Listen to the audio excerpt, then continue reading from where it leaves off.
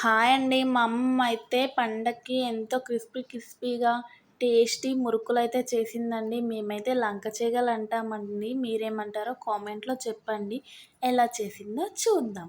ముందైతే పట్టించిన వరిపిండినైతే తీసుకుంది. అందులో కొద్దిగా సాల్ట్ మరియు అల్లం వెల్లుల్లి పేస్ట్ మరియు కారం, ముందే నానబెట్టుకున్న వామను కూడా అందులో వేసుకుందండి. వామ హెల్త్‌కు చాలా మంచిది అండ్ టేస్ట్ కూడా బావుంటుందండి. తర్వాత అందులో కొద్దిగా వాటర్ పోసుకుంటూ పిండినైతే మంచి కన్సిస్టెన్సీ వచ్చేలా కలుపుకుందండి. 10 నిమిషాలు పక్కకెట్టేసిందండి.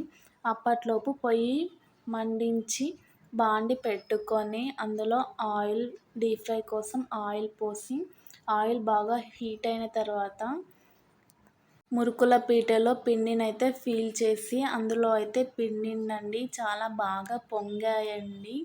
Oil heat ఎక్కకపోతే పొంగాయంటండి. తర్వాత మురుకులు అయితే రెడీ అయిపోయాయి.